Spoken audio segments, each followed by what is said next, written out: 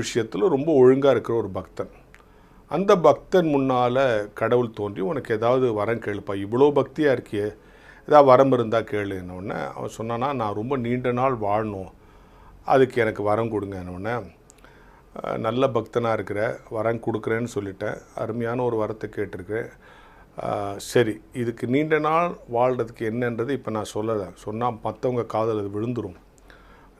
நான் படைத்த இன்னொருத்தர் மூலமாக சொல்லி அனுப்புகிறேன், இன்னொரு மனுஷன் மூலமாக சொல்லி அனுப்புகிறேன். சொன்னால் அவன் அதை வச்சுக்கிட்டு உனக்கு சொல்லாமல் விட்டுருவான். இன்னொரு உயிரினத்தின் மூலமாக நான் சொல்லி அனுப்புகிறேன்ட்டு இந்த கழுகு கூப்பிட்டு, இந்த மாதிரி நீண்ட நாள் வாடுகிற ரகசியத்தை உனக்கு சொல்கிறேன், அதை போய் அங்கே இருக்கிறான் பார், என் பக்தனுக்கு சொல்லிடணும்னு சொல்லிட்டு அது காதில் சொல்லிவிட்டு அதுக்கு ஒரு நிபந்தனை சொன்னாராம். நீ போயிட்டு ஒரு குறிப்பிட்ட நேரத்துக்குள்ளே சொல்லிவிட்டு திரும்பி வந்துடணும். அப்படி வரலைன்னு சொன்னால் அந்த மந்திரம் அவனுக்கு பலிக்காது, அவன் நீண்ட நாள் வாழ முடியாது அப்படின்னு சொன்னோன்னா கழுகும் வேகமாக வருது. யாருக்கு? அந்த பக்தன் வீட்டுக்கு இந்த விஷயத்தை சொல்கிறது, நீண்ட நாள் வாழ்வதற்கான ரகசிய மந்திரத்தை சொல்வதற்கு கழுகு வருது.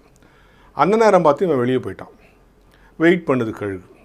கழுகுக்கு கடவுள் சொன்னது ஞாபகம் வருது. ஐயோ, சீக்கிரமாக ரிட்டர்ன் ஆகலைன்னா இந்த மந்திரம் பலிக்காதுன்னு கடவுள் சொல்லியிருக்காரு, அது மட்டும் சொல்ல, நீயும் சீக்கிரம் செத்துருப்பேன்னு வேற சொல்லிக்கிறாரு.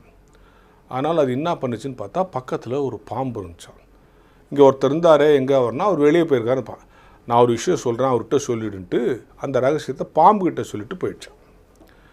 பாம்பு அதை மனுஷனுக்கு சொல்லாமல் தானே வச்சுக்கிச்சான். அதனால தான் பாம்பு நீண்ட நாள் வாழுதான். அதெல்லாம் சரி, அது என்ன ரகசியம் அப்படி தான் நீங்கள் கேட்குறீங்க. என்ன ரகசியம் தெரியுமா?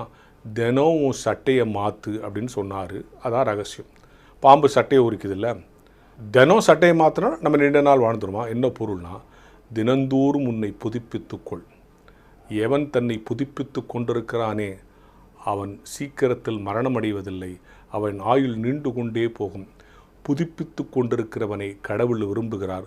ஒவ்வொரு நாளும் நற்குணங்களாலும் நல்ல சிந்தனைகளாலும் நல்ல செயல்களாலும் நம்மை புதுப்பித்து கொள்ள வேண்டும் என்கிற நோக்கத்தில் தான் சின்ன சின்ன வெளிச்சமும் உங்களுக்கு வழங்கப்படுகிறது. ஒவ்வொரு நாளும் உங்களை புதுப்பித்து கொள்ளுங்கள். புதுப்பித்து கொள்கிறவன் நீண்ட நாள் வாழ்வான், அநேகருக்கு பயனுள்ளவனாக இருப்பான் அப்படின்னு ஒரு அந்த கதை முடியும். அதாவது சட்டையை மாற்றினா பாம்பு சட்டையை உரிக்குதில்ல. ஸோ